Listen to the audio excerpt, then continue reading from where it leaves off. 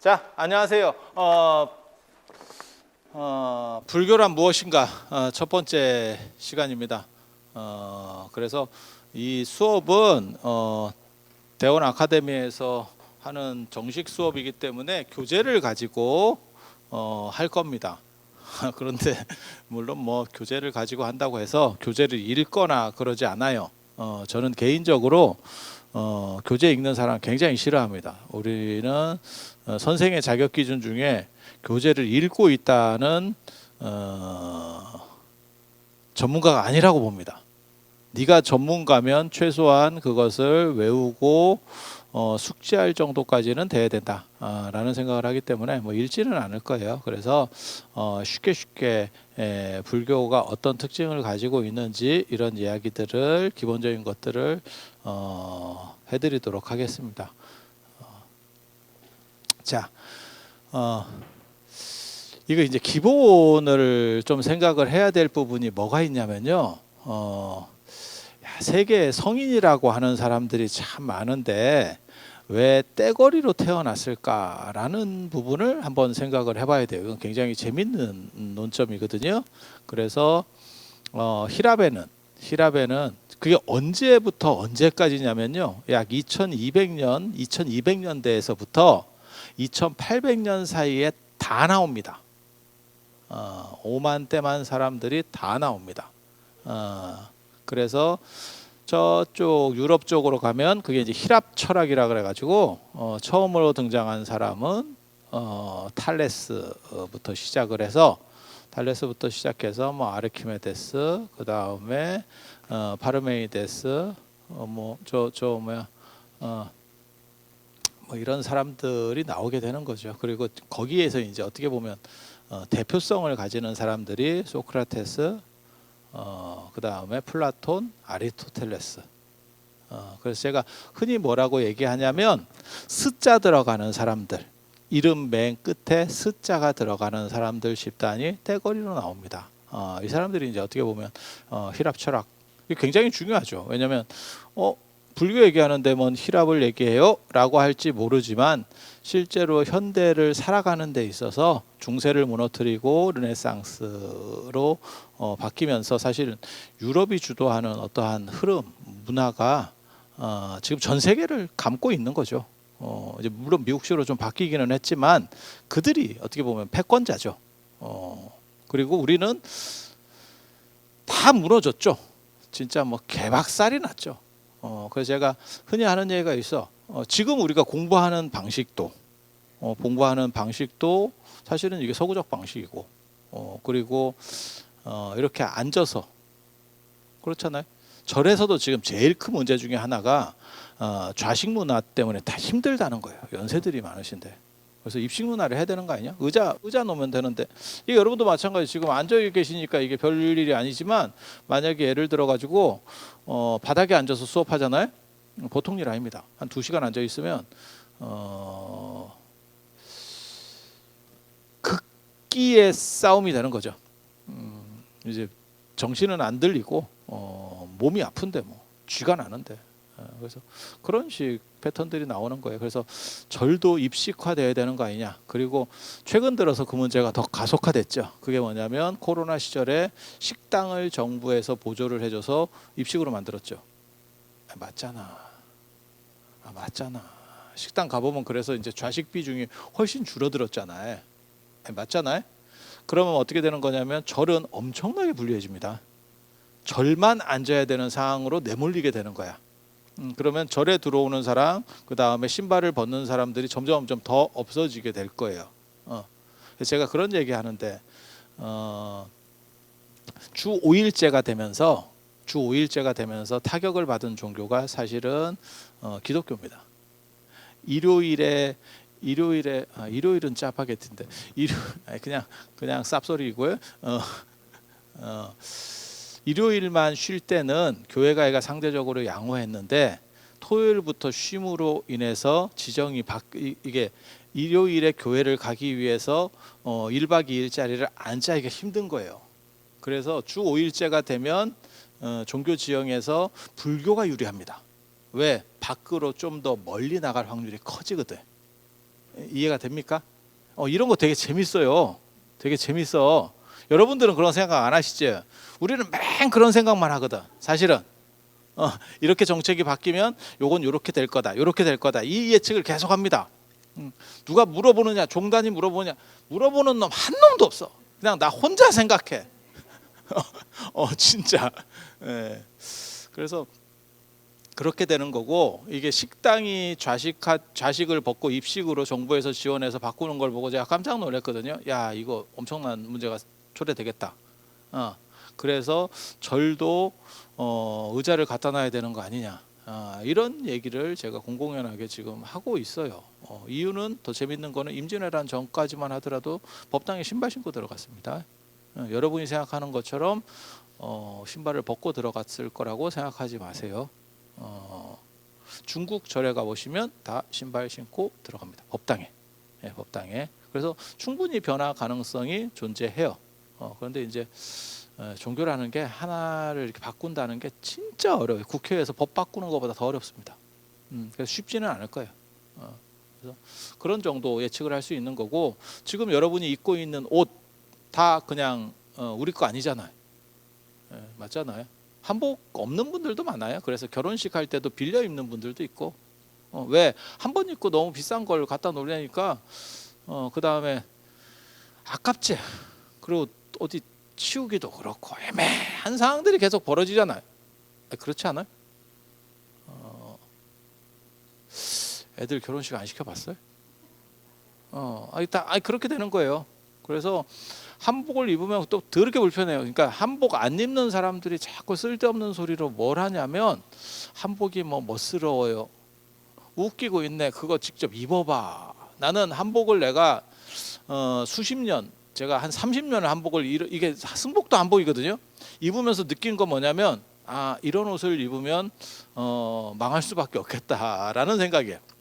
이거는 분명히 골로 가는 일이다.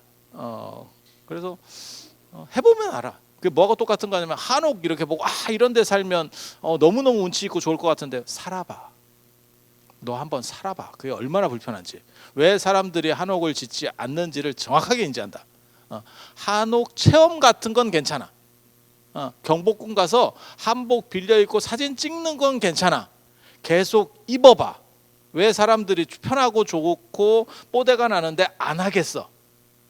그건 다 이유가 있는 거예요. 그러니까 입으로만 좋은 거 아니에요 라고 하지, 직접 해보면 힘들어. 그러니까 서구적으로 지금 다 바뀐 거예요.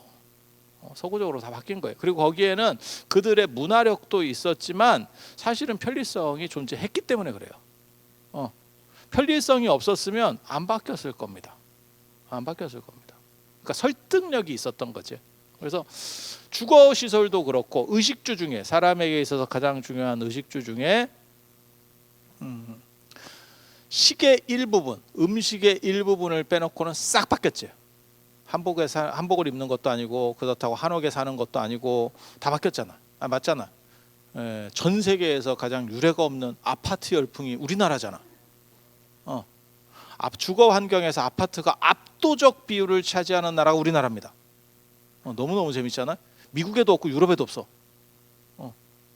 원래 한옥이라고 하는 거는 땅을 밟고 자유롭고 넓게 사는 이런 문화인데, 이거는 완전히 규격화된, 그것도 디자인도 더럽게 안 좋은, 그런 생각 안 해보셨어요? 예전에는 저희 어렸을 때만 하더라도 관공서 건축물이 디자인이 굉장히 안 좋았었거든요. 관공서하고 학교, 진짜 성냥갑 같이 다 지어놨었지. 그런데 요즘 들어서는 관공서가 되게 좋죠. 무슨 뭐 구청 뭐 이런 거 한번 봐봐. 그러면 야, 용산구청 뭐 이런 거 봐봐. 야, 속으로 그 생각 딱 들지. 야, 지도는 안 된다고 저것들이. 서울시청 이런 거 한번 봐봐. 물론 저렇게 뽀대나게 짓는 것도 서울 시민의 자랑거리가 될 수도 있어라는 생각을 들지만, 야, 지도는 안 된다고. 지돈 들면 저렇게 할까? 이런 생각이 잠깐. 그렇지 않아요?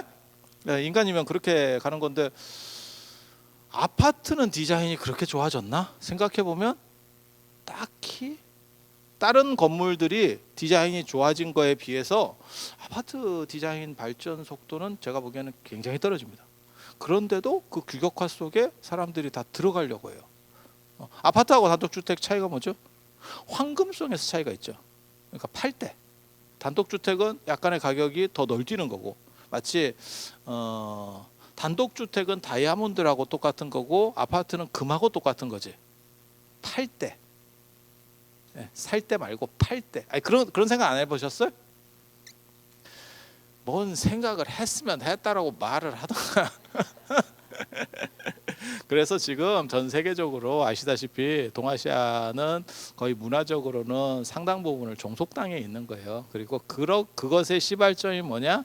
르네상스잖아. 르네상스가 다시 어떻게 보면 옛날로 돌아가는 그리스 전통으로 돌아가는 거잖아요. 그리스 로마의 그들의 전통. 그게 뭐냐? 힐압 철학이죠. 힐압 철학의 합리성이라고 하는 걸로 돌아가서 유럽은 떡상을 했고, 동아시아는 지금 뭐 그냥 이렇게 그냥 살고 있는 거죠. 그래도 아주 상태가 안 좋은 건 아니지만 세계를 주도한다 이런 느낌은 아직까지는 없죠.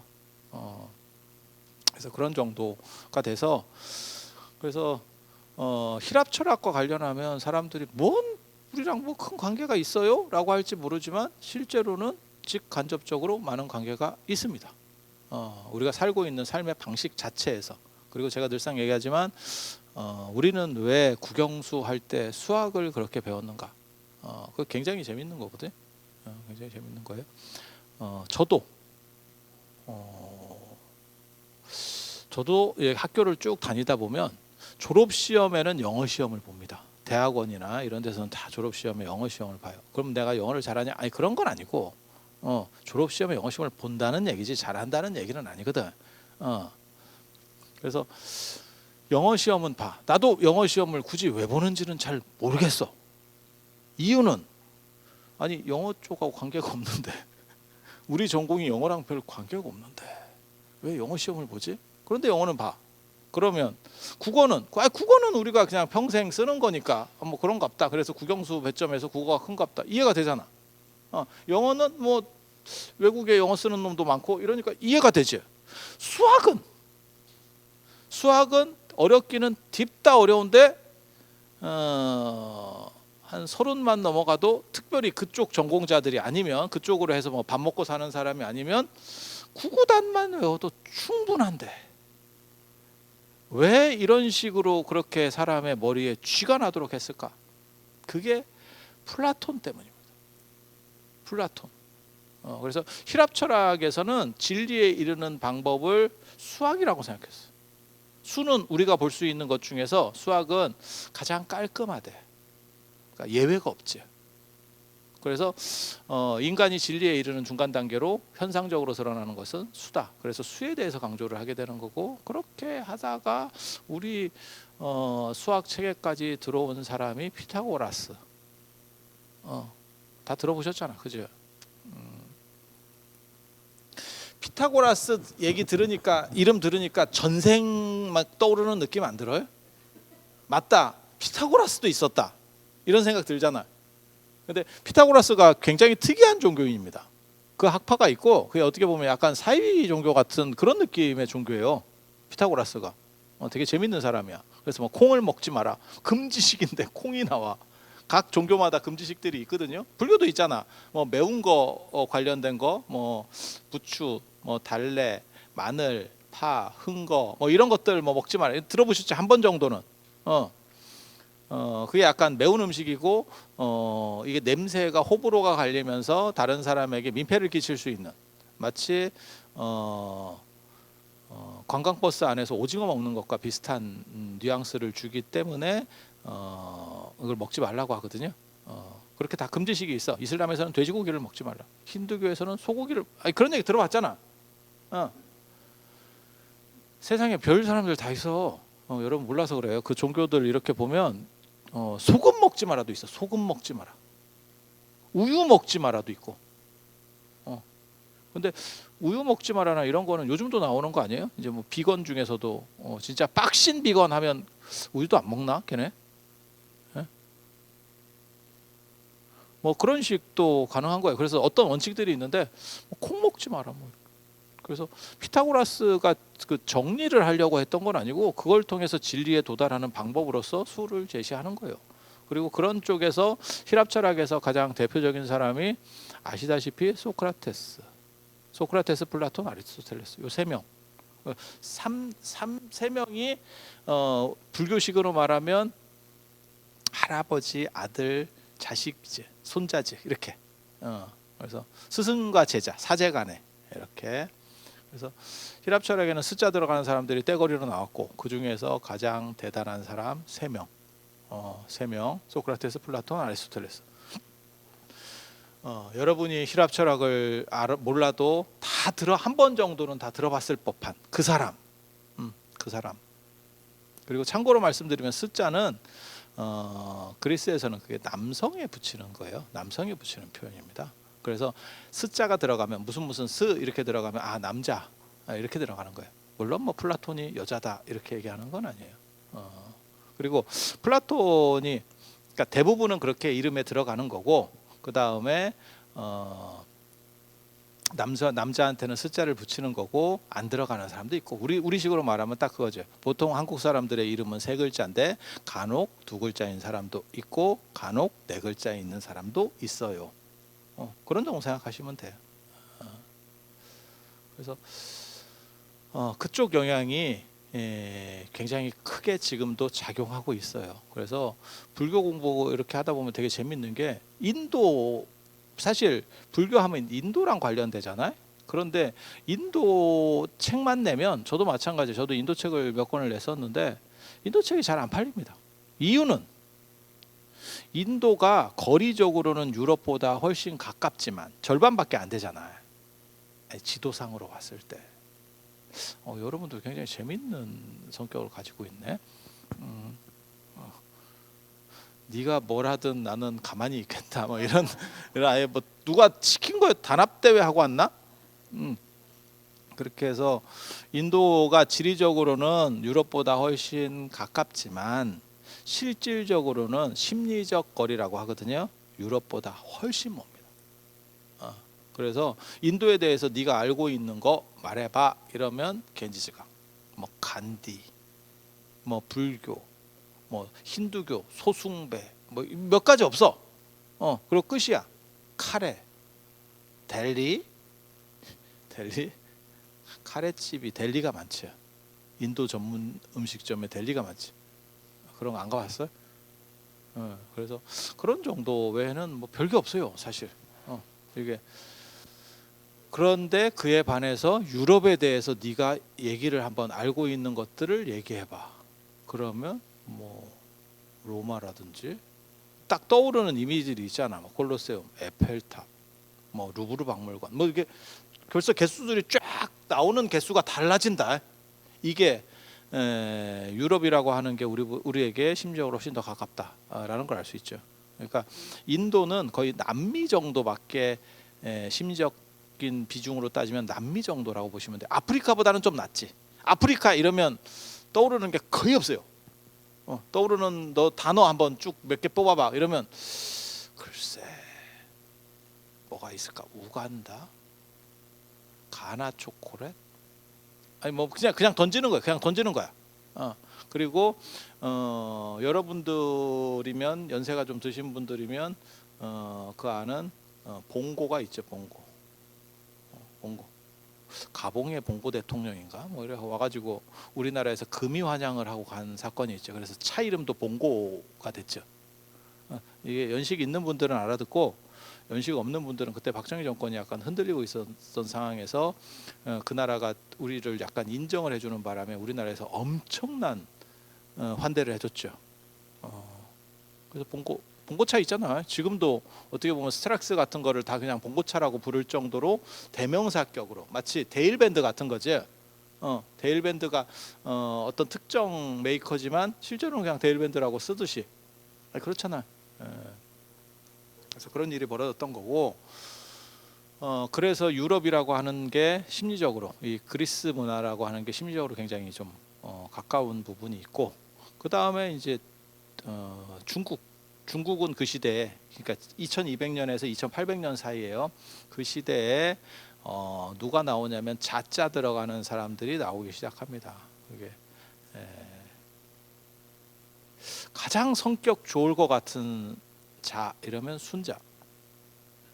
그래도 영부인도 하셨었잖아 예전에.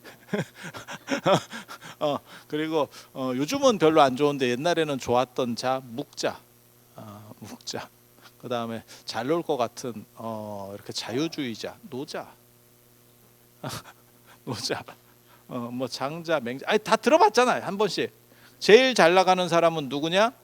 공자, 맹자, 노자. 그 자자 들어간 사람이 굉장히 많거든요. 그거는 성씨를 붙이는 거고 앞에다가 그러니까 공씨면 공을 붙이는 거고 뒤에다가 자는 큰 선생님이라는 뜻이에요. 큰 선생님. 예전에는 성씨가 많지 않았기 때문에 성씨만 붙여도 구분이 됐습니다. 그러면 성씨가 같은 성씨가 두 개 나오면 어떻게 해요? 그러면 이름을 붙입니다. 그래서 한비자 같은 경우도 있는 거예요. 한비자 같은 경우는 이제 이름이 붙는 거죠. 한비 이렇게 헷갈리니까 한씨가 둘이 있으니까. 재밌는 얘기 해드릴까? 뭘 해도 재미없는 표정으로 들을 것 같긴 한데 그냥 재밌는 얘기 하나 해드리면 우리가 원래 성씨가 없었거든요. 전 세계적으로 성씨가 다 없었어요. 진짜 특수한 사람들만 성씨가 있었어. 한국에서 아마 한국사에서 가장 성씨가 빨리 있었던 사람이 진흥왕일 거예요. 그 전에는 이것도 약간 불분명해. 그러다가 이제 김진흥 이렇게 해서 이제 진흥왕부터 시작된 걸로 대충 이렇게 파악을 하는데 성씨가 없다가 나중에 성씨들을 막 붙이는 거거든요. 성씨를 붙이는데 그 과정에서 우리나라 사람들은 큰 성으로다가 다 붙어버렸어. 그래서 김이박이 엄청난 비중을 차지하는 거지. 그리고 뭐 최씨나 정씨나 이런 몇 개 빼놓고는 그 다음에는 그냥 군소성씨야. 몇 명 없어. 맞잖아.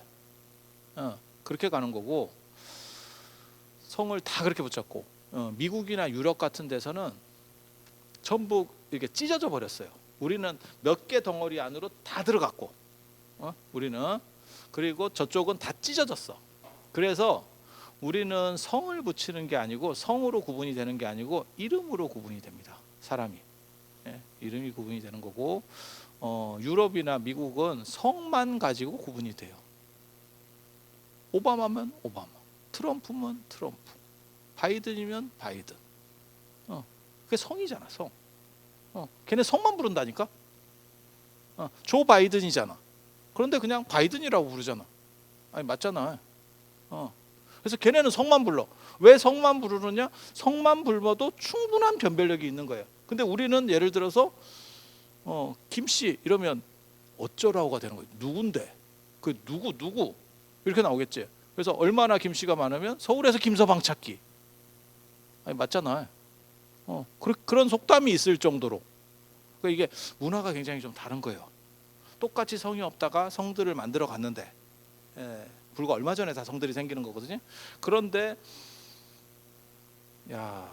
우리는 성으로다가 다 큰 데로 다 때려 들어갔고 쟤네는 다 쪼개진 거예요.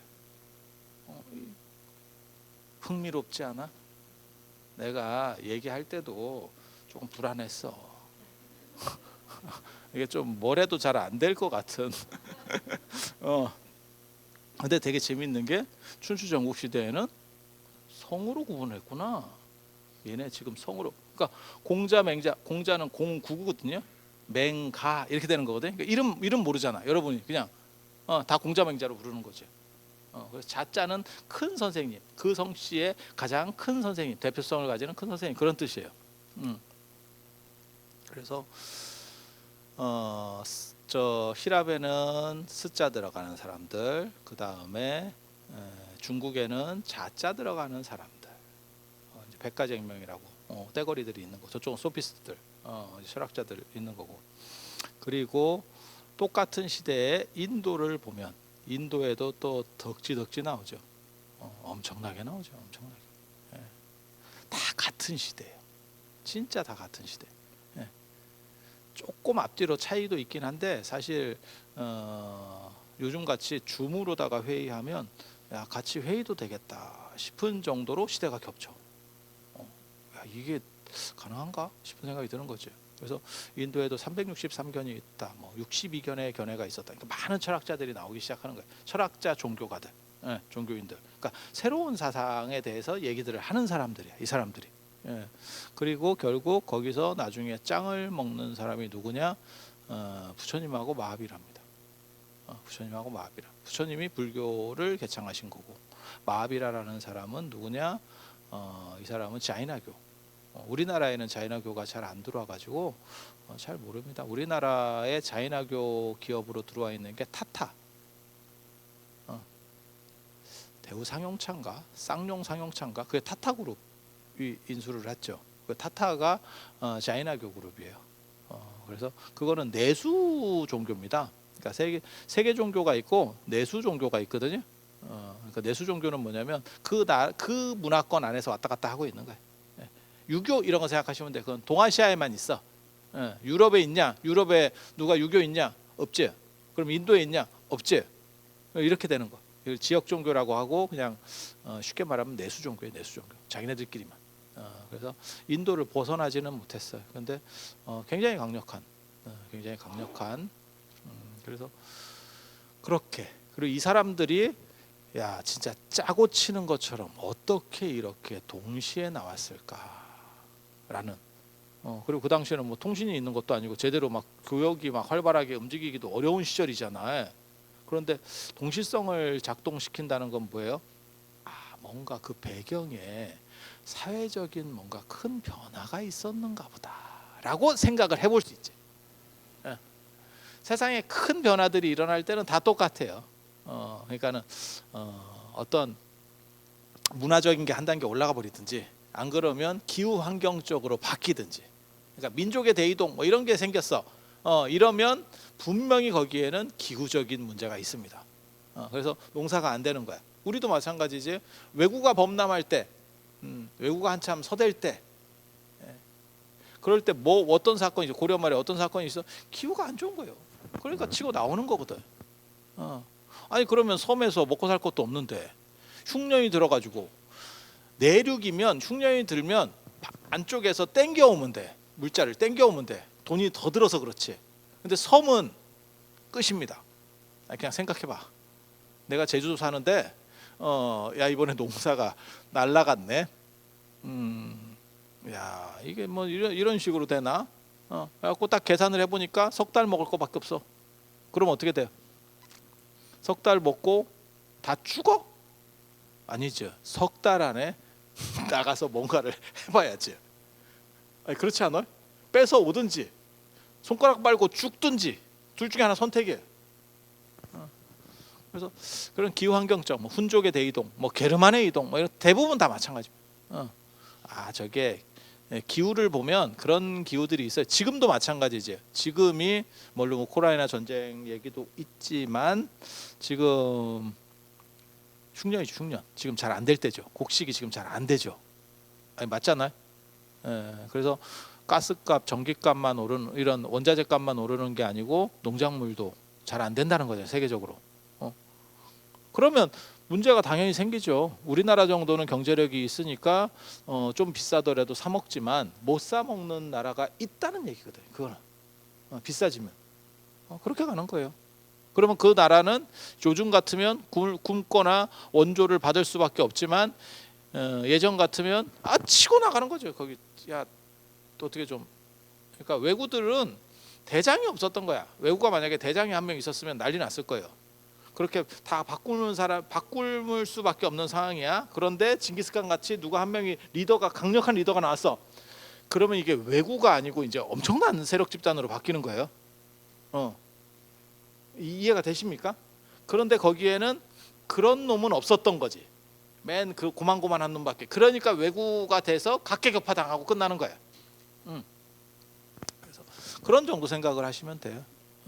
그래서 전 세계적으로 큰 변화가 있었다라고 하면 거기에는 뭔가가 있구나, 뭔가가 있구나라는 생각을 하시면 돼요.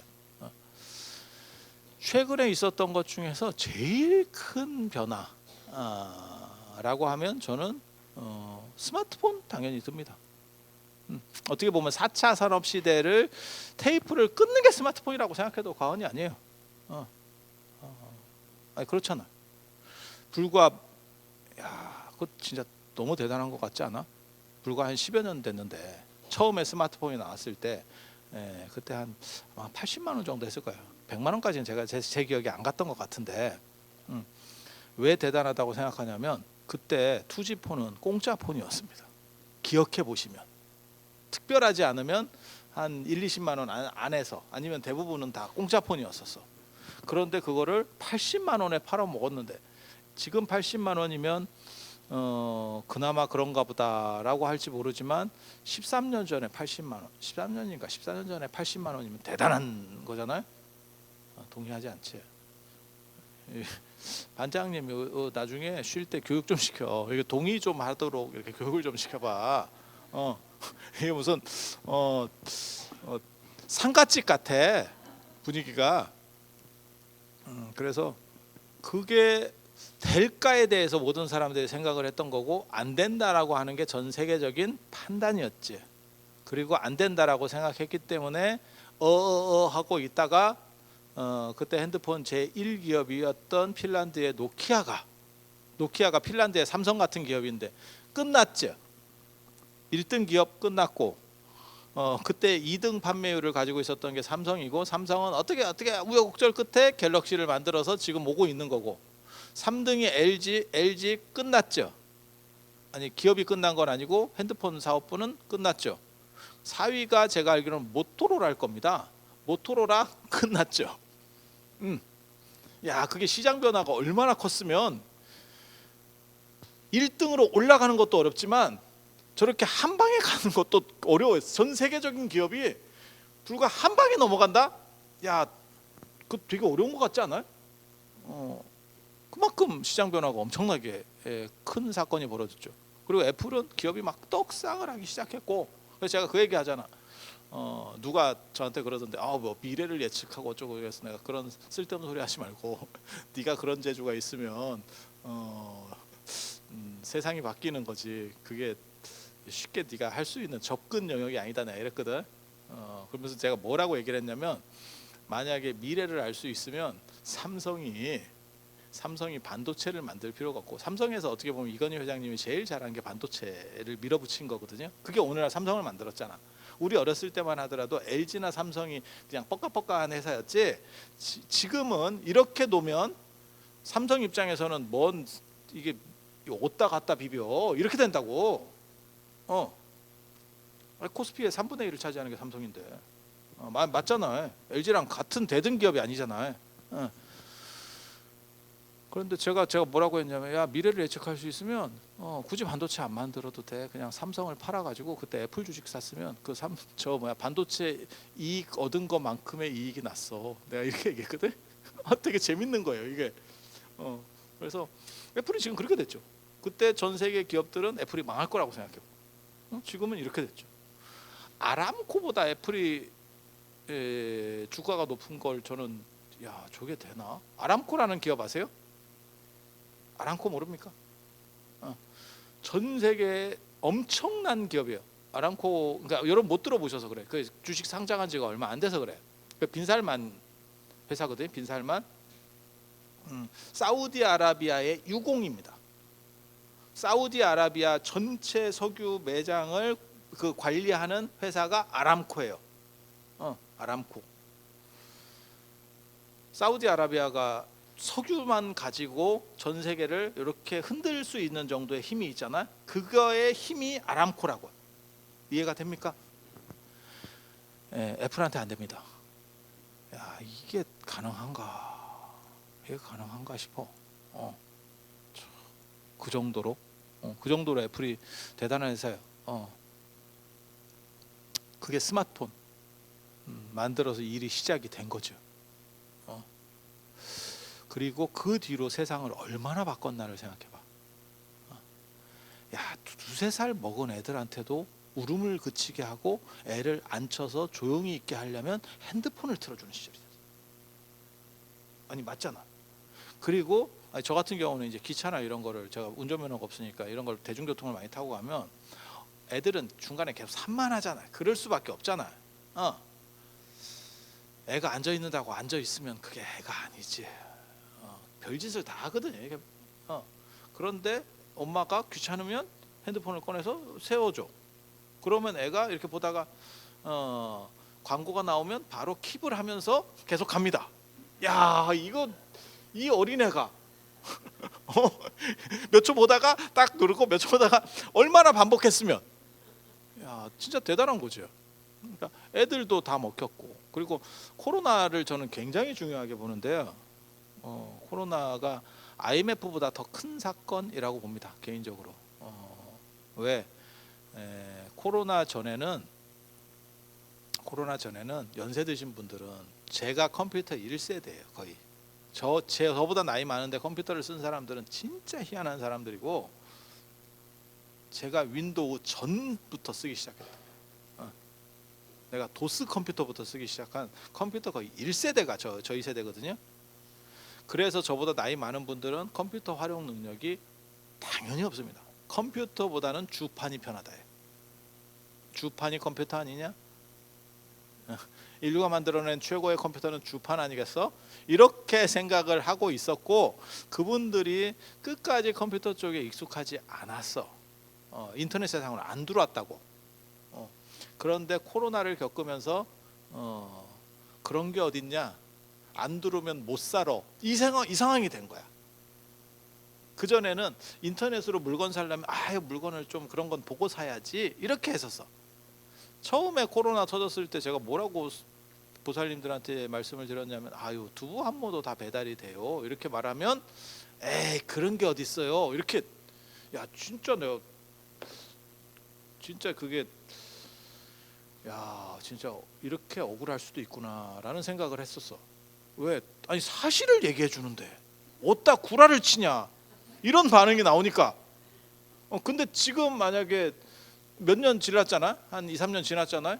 두부 한 모도 배달이 돼요 라고 말했을 때, 그거 당연한 거 아니에요? 이렇게 바뀐 거잖아. 설마 두부 배달되는 거 모르는 건 아니지? 다 되는 거예요. 그러니까 그런 식으로. 그러니까 코로나 전에도 그런 게 배달이 됐었어요, 사실은. 근데 어른들은 그런 쪽에 못 들어왔었던 거지. 근데 지금은 다 들어온 상황이 돼버렸지. 그래서 인터넷 힘이 훨씬 강력해졌습니다. 4차 산업을 코로나 때문에 제 생각에는 10년 이상 앞당겼다고 생각해요.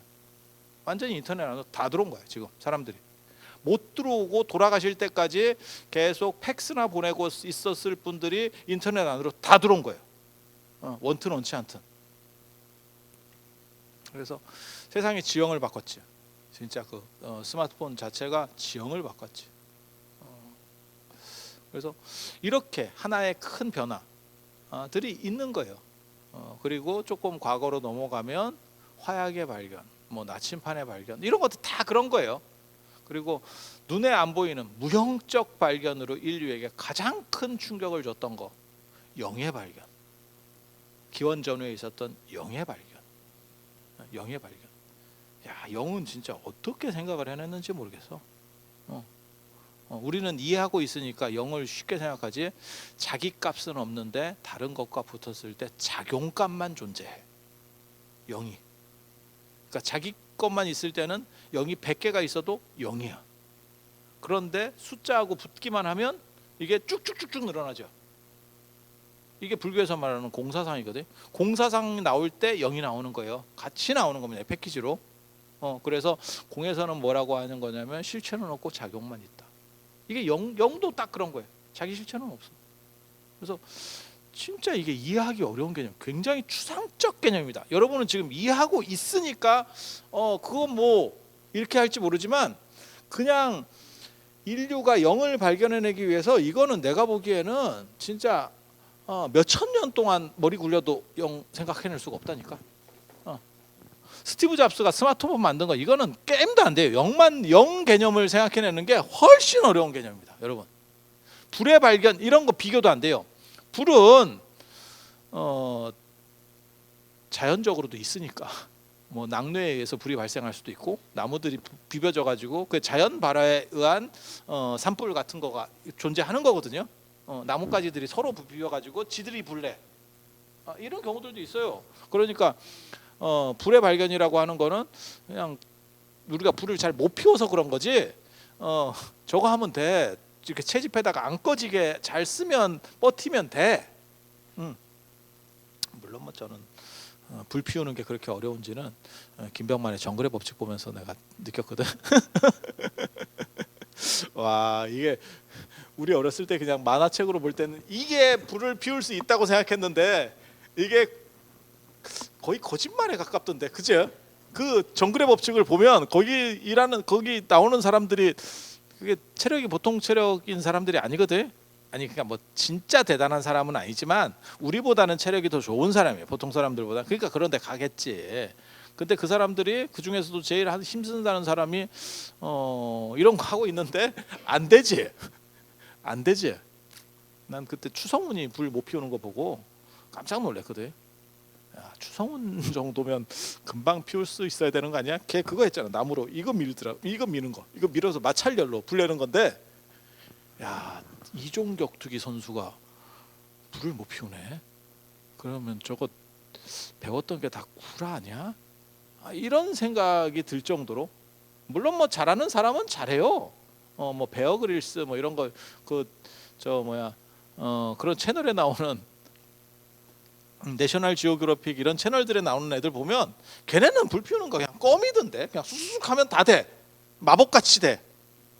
근데 일반인은 추성훈도 잘 안 되는 거야. 그러니까 그런 거가 쉬운 건 아니지만 그래도 그거는 어떻게 하면 알 수 있는 거지. 그리고 불 쓰다 보면 뭐 녹으니까 공을 우리가 발견해낼 수도 있고 뭐 철을 발견해낼 수도 있고, 아니 그거는 연결이 되잖아. 공은 개념 자체가 완전히 다릅니다, 영에 대한. 그리고 수학적 영이 없었다면 현대 문명이 이루어질 수 있을까? 사실 나는 현대 문명에서 제일 중요한 게 철하고 영이라고 생각을 하거든요. 철이 빠져버리면 우리가 고층 건물이나 이런 게 뭐 유지가 될까? 아니 그 정도 견뎌낼 수 있는 강도가 없잖아. 그리고 아이러니하게도 철은, 야, 희한하지. 철보다 비싼 거 되게 많잖아. 철이 되게 쌉니다, 여러분. 철이 싼지 어떻게 아냐면 핫팩 사보면 알아. 핫팩이 몇백 원밖에 안 하거든. 싸게 사면 한 200원, 비싸게 사면 한 500원.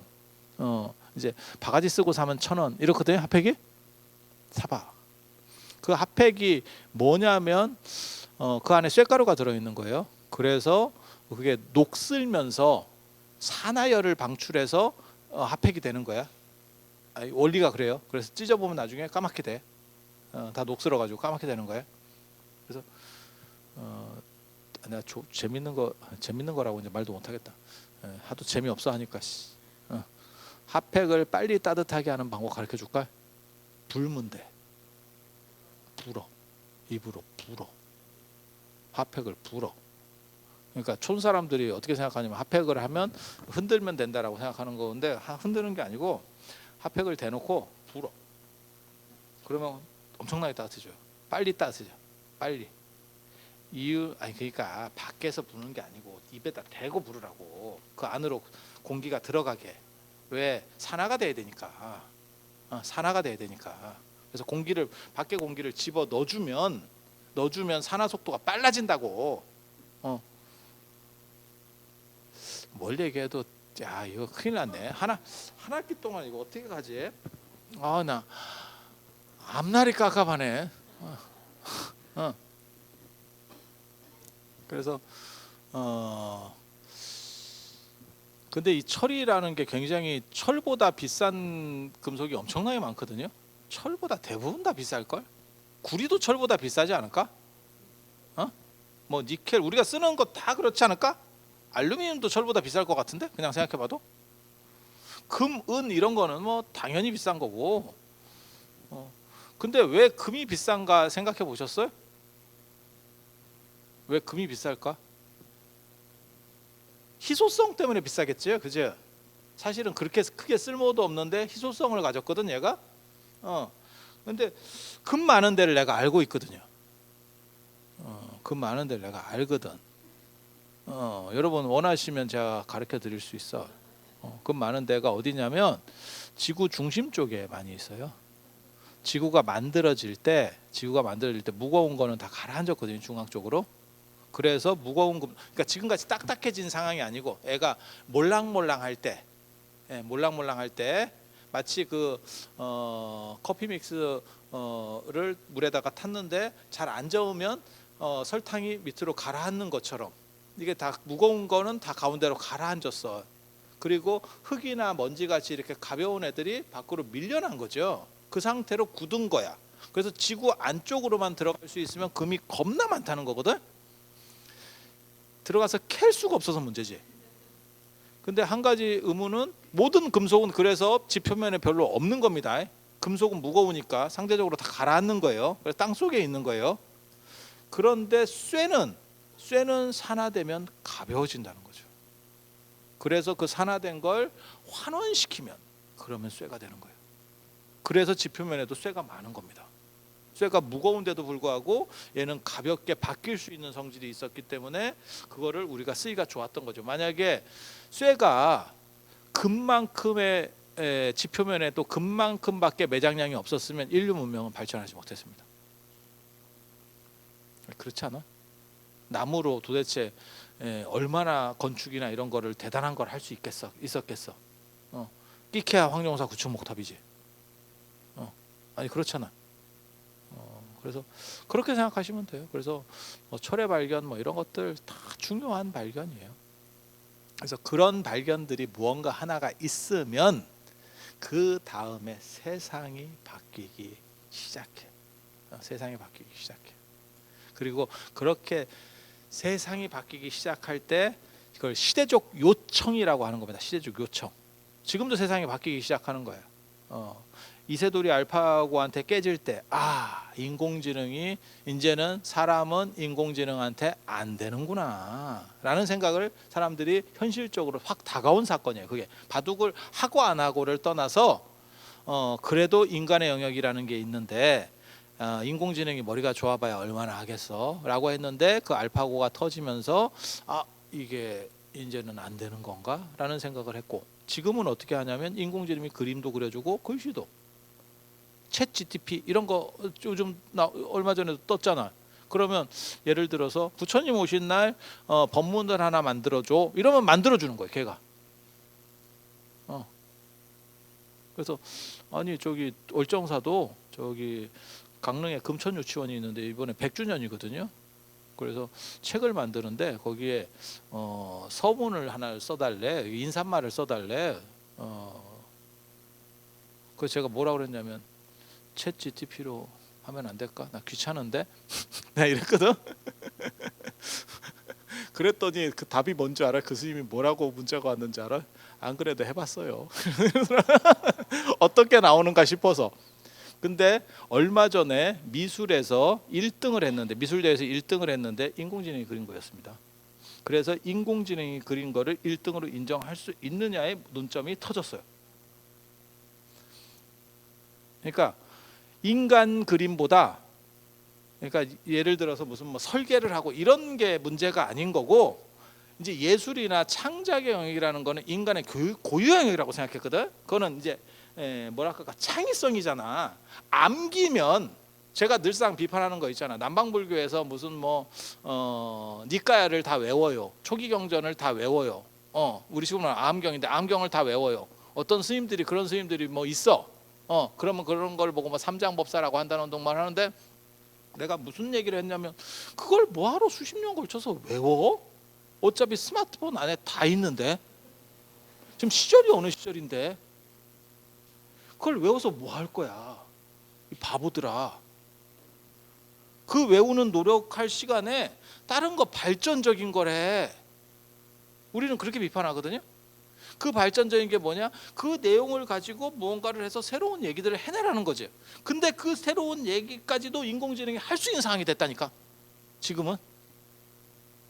그러니까 아함경에서 부처님께서 자비에 대해서 말씀하시는 걸 뽑아줘. 그럼 뽑아주는 거야. 쭉쭉쭉쭉쭉 나오는 거야. 이러한 것의 특징이 뭐야? 이러면 얘가 특징을 잡어. 야이씨, 이제 빨리 죽어야 돼. 우리도 얼마 안 남았어. 이게 얼마 안 남았어. 몰라, 내가 음식도 내가 되고 싶다. 음식도 3D 프린터로 해가지고 딱 기본 설비들 딱 그 음식 세트 갖춰놓고 미슐랭 요리사가 만드는 것처럼 스테이크를 만들어 줘. 그래서 어떠한 소스가 돼서 어떤 맛이 났으면 좋겠어. 그러면 인공지능이 딱 판단을 해가지고 3D 프린터로 이렇게 해서 탁 내줄 수 있는. 얼마 안 남았어. 얼마 안 남았어. 이게 오래 남았다고 생각하지 마. 얼마 안 남았어. 지금. 그리고 그 발전 속도가 엄청나게 빨라요. 지금. 왜? 돈이 되거든. 그쪽은 돈이 되거든. 그래서 지금 그런 정도까지 왔어요. 근데 거기에 왔는 거에서 사실은 어떻게 보면 가장 핵심에 아까 그 배경으로서의 뭐 철도 있고 뭐 다음에 불의 발견도 있고 뭐 어쩌고 뭐 영의 발견도 있고 별게 다 있을지 모르지만 사실 스마트폰이 있는 거지. 스마트폰이 제가 그런 얘기를 논문에서 썼었거든요. 집안에 있는 짭다리한 것들은 전부 집이 나를 묶어버릴 거예요. 나중에. 그래서 집 전체가 하나의 시스템으로 돌아갈 겁니다. 모든 가전이나 이런 것들이 집으로 묶여 있을 겁니다. 집으로. 그러니까 집, 차, 스마트폰 세 개로 묶입니다. 참고로 말씀드리면. 그래서 집에 들어가서 온도가 덥네 이러면 지가 알아서 다다다다다 하는 거예요. 몇 시에 테레비 이러면 테레비가 나오는 거고 이제 곧 지금 벌써 연결시키고 있어. 그러니까 여러분들이 스마트폰 같은 거 사시면 뭐 갤럭시를 샀는데 삼성 거랑 있어. 그러면 걔가 뭐라 그러냐면 이거 연결하실래요? 자꾸 이렇게 뜬다고. 너 연결할래? 이제 좀 있으면 그렇게 돼. 그러니까 집이 한 세트로 묶이는 거고 차가 한 세트로 묶입니다. 차가 한 세트로 묶입니다. 그리고 핸드폰이 한 세트로 묶어. 그래서 요 세 개 중에 하나는 잡고 있어야 돼.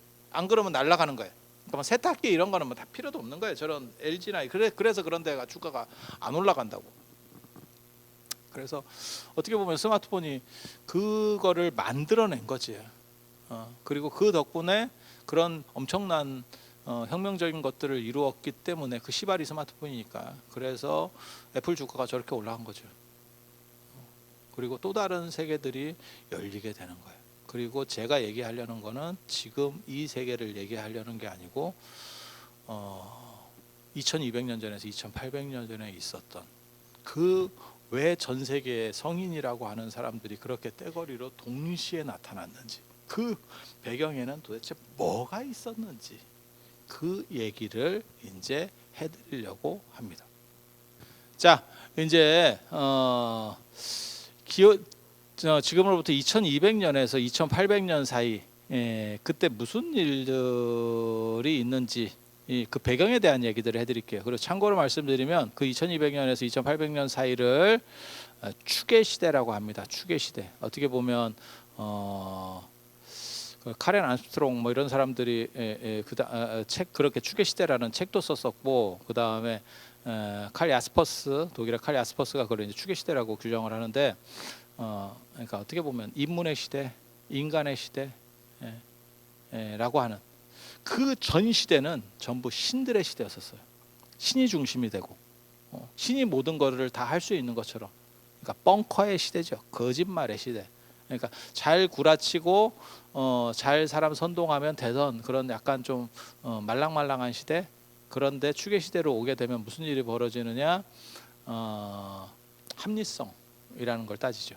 인간 중심의 합리성. 신이라는 건 불합리성입니다. 신이 왜 저 사람에게 잘해주지? 신이 왜 저 사람에게 못하지? 신은 왜 원빈같이 만들지 않고 나를 나같이 만들었지? 불합리성이잖아. 그렇지 않아요? 여러분도 블랙핑크처럼 태어날 수 있었잖아. 신이 여러분을 미워했던 거예요. 그래서 여러분은 신을 믿지 않고 불교로 왔지. 아니 그런 거야. 신이 나를 사랑하지 않는데 나는 왜 신을 사랑해야 하는가? 이렇게 가는 거죠. 그래서 신들이라고 하는 거는 이게 답이 잘 안 나와요. 그래서 불합리성이라고 하는 거고, 그거 말고 답이 좀 나오는 상황이었으면 좋겠다. 그게 이제 합리성이고 진리 중심적인 거예요. 그러니까 예를 들어서 중력은 여기 좀 이렇게 놓으면 떨어지겠지. 이것만 떨어져? 이게 놓으면 떨어지겠지. 이것만 떨어져? 염주 놓으면 떨어지겠지. 그런 식으로 누구는 되고 누구는 안 되고가 아니고 모두 다 되는 보편성. 그게 합리성이지. 합리성. 그래서 신에게는 그런 합리성이 없죠. 왜? 자기적인 거니까. 그래서 신들이 지배하던 사회가 있었고, 그게 이제 철기 문명의 발전과 관련돼요. 사실은 철기가 발전하면서 저 히타이트 쪽에서 철기가 이제 생산되면, 이 16페이지 보시면 여기 지금 하고 있는 거예요. 목차를 보시면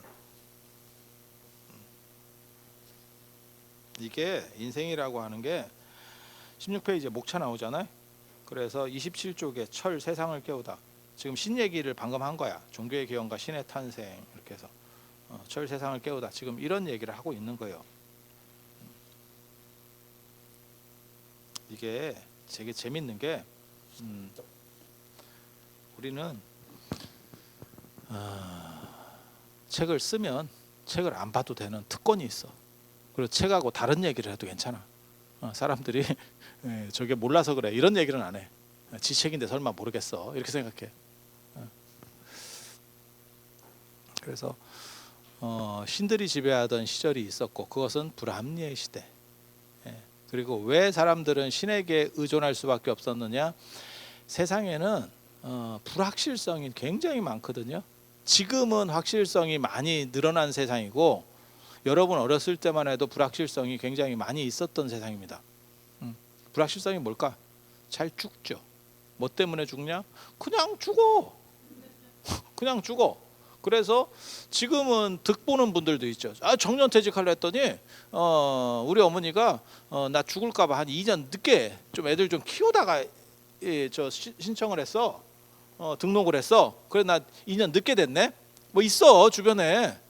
그래서 이거 나 정년 2년 늦어졌잖아. 꿀 빨아 이러면서 예전에는 이제 그것 때문에 주민증 까라 이게 잘 안 됐었잖아. 까라 그러면 나는 뭐가 호적이 잘못됐네, 뭐가 어쩌네, 뭐 오만 얘기들이 많아.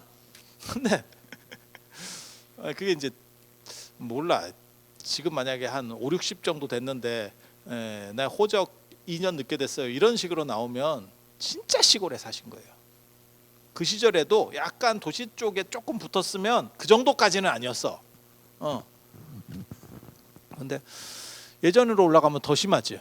그리고 사소한 걸로, 지금 같아서는 죽으라고 고사를 지내도 안 죽을 것 같은 걸로 그냥 죽죠. 특히 어렸을 때 면역 체계가 좀 약하고 이럴 때. 그리고 저는 그거 보면서 굉장히 좀 비극적이었었다라는 거를 제가 봤거든요. 연탄가스로 사람들 많이 돌아가셨죠. 저 어렸을 때 얘기해요. 저 어렸을 때. 여러분은 연탄가스 먹기 이전 세대고, 여러분은 장작 세대잖아. 장작과 공동우물 세대. 여러분은 장작과 공동우물 세대고, 그 다음에 갈비 같은 거 갖다 떼고 이럴 때, 갈비 뭔지 아시죠? 갈비 그 낙엽 이렇게 긁어가지고 흙 위에. 요즘은 그 갈비를 너무 안 갖고 가는 바람에 산불이 한번 나면 안 꺼진다는 거 아니야. 그게 계속 타고 있는 상황이라서. 근데 저희 어렸을 때는 산도 민둥산이었지만 그런 거 있으면 다 갖다가 집에서 불을 떼버리기 때문에 위에가 깔끔하죠 진짜. 그래서 비 한 번 오면 막 홍수가 막 쉘이 이렇게 나고. 참고로 말씀드리면 전 세계에서 녹지가 불가능하다고 판단, 거의 그 정도까지 판단을 받았는데 우리가 식목일 만들고 어쩌고 저쩌고 삽질해가지고 지금 이 우리 강산 푸르게 유한 킴벌리가 된 거예요. 진짜라니까. 그래서 전에 그거 있었잖아. 누가 그랬잖아. 강원도에 뭐 산불 나요 이러니까 북한으로 번지는 거 아니냐 그랬더니 개뿔이 북한을 저것들은 알지도 못한다 누가 이렇게 썼었잖아. 왜? 북한에는 민둥산이라서 산불이 잘 안 난다. 우리 어렸을 때랑 똑같은 상황이다. 거기 산불 날 것 같냐? 이렇게 맞는 얘기예요. 저희 어렸을 때만 해도 참고로 저는 서울 사람이에요. 서울도 다 민둥산이었습니다. 서울도 민둥산이었습니다. 진짜 심산유곡에 강원도 뭐 이런 심산유곡 외에는 대부분 다 헐벗은 맞잖아요. 그렇게 간 거죠. 그리고 그런 식으로 너무 많이 나무를 써서 그 얘기도 있어요. 지금은 소금을 천일염으로 하잖아요. 그 일제 강점기 때 들어온 신기술입니다. 아시는지 모르겠는데 그 전에는 자염이에요. 자염이 뭐냐면 나무를 가지고 솥에다가 바닷물을 넣고 끓여서 수분을 증발시키고 그걸 긁어서 소금을 만드는 거야. 납득은 되죠. 그건 뭐 간단한 원리니까 납득은 되잖아. 그렇게 소금을 만들려면 나무를 도대체 얼마를 베야 될까? 이 생각을 한번 해봐. 그렇다고 그러면 옛날의 사람들은 조림이라는 개념이 있었는지 없었죠. 그러니까 그냥 비면 끝이지. 거기다가 새끼나무를 심느냐 안 심지. 계속 이렇게 밀고 가는 거지. 아니, 맞잖아. 꿀 딸 때도 마찬가지지. 지금은 꿀을 따도 그 이렇게 뭐 TVN 뭐 이런 거 보면 꿀을 따른 사람들도 석청 목청을 따도 다 안 따도만. 왜냐하면 다 따면 얘네가 죽어버리니까 어느 정도 해서 내가 땡겨가고 위치를 딱 기억해놨다가 돌아온다 이러면서 가잖아. 싹 처리해주고 어느 정도 이렇게 지들 살 정도로 이렇게 다시 마금을 해주고 내년에 돌아올게 이러면서 가는 거야. 그게 오히려 합리적이죠. 아니 벌 입장에서는 별로일 것 같은데 인간 입장에서. 근데 우리 어렸을 때만 해도 진짜 싸그리 했거든. 지금 생각해 보면 명태가 진짜 어떻게 보면 국민 생선이었는데 가곡도 있었잖아. 명태. 아니, 그렇지 않아요? 그 정도로 명태, 생태, 그 다음에 저거 황태, 동태 엄청 많았잖아. 그리고 동태 농가를 할 정도로 그렇게 많았고 수온이 변화돼서 없어진 것도 있지만, 근데 저는 그렇게 생각을 그 부분도 물론 있지만 그거보다 더 심했던 게 우리가 너무 잡아먹었던 거야. 왜? 노가리 먹었던 걸 생각해요. 그게 요즘으로 말하면 어떻게 보면 다 새끼잖아. 아니 맞잖아요. 명태 새끼. 지금 같으면 그거를 놔준다고 생각을 하는데 지금은 우리도 저거 뭐 연평도 이런 데서 대게 잡고 이런 거 이렇게 보면 이렇게 해갖고 작은 거 몇 센치 이하는 그냥 막 던지고 이러던데 그게 당신들한테도 유리하지. 그걸 다 잡아버리면 내년에는 자기는 뭐 어떻게 할 거야? 막말로 얘기해서. 그런데 우리 어렸을 때는 그런 생각 있었어? 없었어. 그물은 촘촘하게 싹쓸이로. 그런 인식밖에 없었잖아. 그러니까 나무가 뭐 나만 나나. 나무가 뭐 나만 나나. 그런 식으로. 그래서 일본이 보니까 나무 소모가 너무 많고 얘네들이 그 나무를 점점 멀리서 소금을 구울 때 계속 이렇게 데리고 와야 되는 거야. 실어 와야 되니까 더 힘들어지지. 단가는 더 높아지고. 그러니까 일본이 야 너네 천일염 이렇게 해서 천일염을 해준 거예요. 그러니까 천일염이 되게 오래된 전통이다라고 생각하시면 안 돼. 그거 얼마 안 된 거예요. 그래서 우리는 소금을 지금도 굽는다라고 표현을 쓰는 거예요. 소금을 굽는다. 불에다가 솥에다 넣고 그거를 끓일 자자를 써서 자염이라고 하는 거예요. 자염. 그래서 그런 식으로. 그래서 참 생각해 보면 예전에는 좀 어떻게 보면 욕심이 앞섰던 그런 부분들이 많이 있었던 것 같아. 그런데 인류가 발전하는 데 있어서 히타이트인들이 처음으로 철을 발견했대. 철을.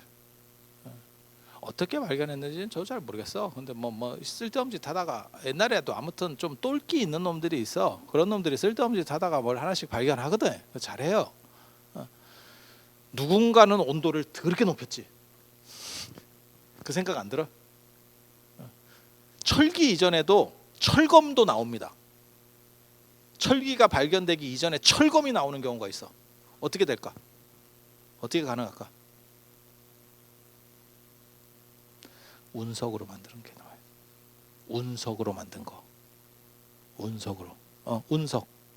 운석 같은 게 다 타고 핵심만 떨어지잖아요. 겉에가 다 타잖아요. 그러면 그 별똥별에서 제일 중앙 쪽에 중금속들이 무거운 금속들이 있거든. 그래서 거기에 철. 그래서 저 이집트라든지 이런 데 보면 철기 이전 시대 때 철검이 확인이 된다니까. 고고학적으로. 처음에는 이게 어떻게 가능하지 이랬어. 인류가 아직 철을 제대로 못 쓰는데 이게 왜 철이 나와? 이랬는데 성분 검사를 해보니까 운석이야. 신기한 걸 얘기해줘도 별로 반응이 없구나. 응. 근데 우리 어렸을 때만 하더라도 진짜 연탄가스로 돌아가시는 분도 많이 있었고, 근데 그때는 죽음에 대한 슬픔이 그렇게 크진 않은 것 같더라고. 제 주변 분이었는데 연탄가스 때문에 자식이 생떼 같은 자식이 진짜 둘이 죽었어. 어떻게 된 거냐면 방바닥에 시멘트의 균열로 인해서. 이해되시죠? 여러분은 주변에 있었을 거예요. 여러분 정도 연세면 아직 돌아가시지는 않았지만 몇 번 맡아봤지. 그렇게 해서 동치미 국물도 마셔보고 빙초산도 코에다가 한번 대보고 뭐 이런 걸 기억나지? 기억나지? 그런 거 한번 해봤잖아. 그리고 연탄 이렇게 2장짜리 갈라 그러면 애가 붙어 있어가지고 식칼로다가 이렇게 톱질도 한 번씩 해보고 자다 일어나 갖고 그 갈로 갔는데 귀찮아가지고 구멍 잘못 맞추면 연탄불 꺼진다. 그런 거 있었잖아. 그래갖고 위에서 이렇게 딱 구멍 씩씩씩씩 할 때 그때도 한두 번씩 마셔야지. 그때 여러분들이 그걸 마셔가지고 지금 공부가 잘 안 되는 거예요. 그때 안 마셨으면 여러분들이 진짜 굉장한 천재들이었었어. 한국이 세계화되기 어떻게 보면 선진국에 한 10년 이상 진입이 빨랐을 수도 있는 여러분들의 연탄가스 사건. 근데 애석하게도 그게 방으로 잘못 들어오면 사람이 사망하죠. 일산화탄소 중독으로. 맞잖아. 그렇게 이제 사망을 했는데, 야, 그 슬픔을 잊는 게 요즘 같으면 제가 옆에서 저도 그런 분들을 가끔 뵙는데 자식이 다 큰 상태에서 진짜 이유 같지 않은 이유로, 납득하기 쉽지 않은 이유로 죽으면 그 부모가 엄청난 슬픔에 그게 1, 2년으로 해결이 안 됩니다. 옆에서 보니까. 그러니까 예를 들면 그런 거예요. 뭐 군대 애를 다 키워서 군대에 보냈는데 총기 사고로 애가 죽었어. 근데 요즘은 또 아시다시피 애도 하나야. 야, 미치지 이거. 납득이 제대로 되느냐? 또 자살로 나왔어. 근데 자살할 놈도 아니야. 뭔 뜻인지 대충 알지? 그러면 부모 입장에서는 그게 5년 지나도 안 잊혀, 10년 지나도 안 잊혀. 그게 당연한 것 같아. 근데 저희 어렸을 때는 자식들도 대부분 많았고 1960년대 70년대 초까지도 우리나라 평균이 합계 출산율이 한 6명 됐습니다. 6명. 그러니까 6명이 기본이야. 기본. 지금은 0.78. 0.78. 야, 이게 60년 만에 이렇게 바뀌는구나라는 생각이 들 정도로 쫙 떨어졌지. 그렇게 해서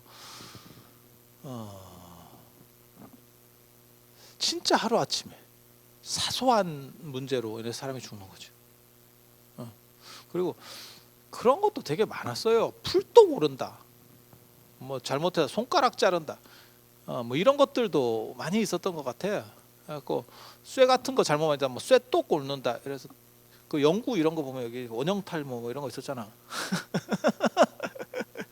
그걸 우리 어렸을 때는 기계충이라 그랬는데 그게 영양실조인가? 영양실조 문제만 갖고 아닌 것 같은데. 그게 무슨 세균이나 바이러스 같은 게 뭐가 이렇게 증식되면서 그런 거야. 환경이 지저분해서 나타나는 거야. 그래서 어렸을 때, 여러분 어렸을 때 집안의 상비약이 고약이었거든. 종기가 그렇게 많았지. 지금은 종기가 별로 없죠. 왜? 씻어서 그래.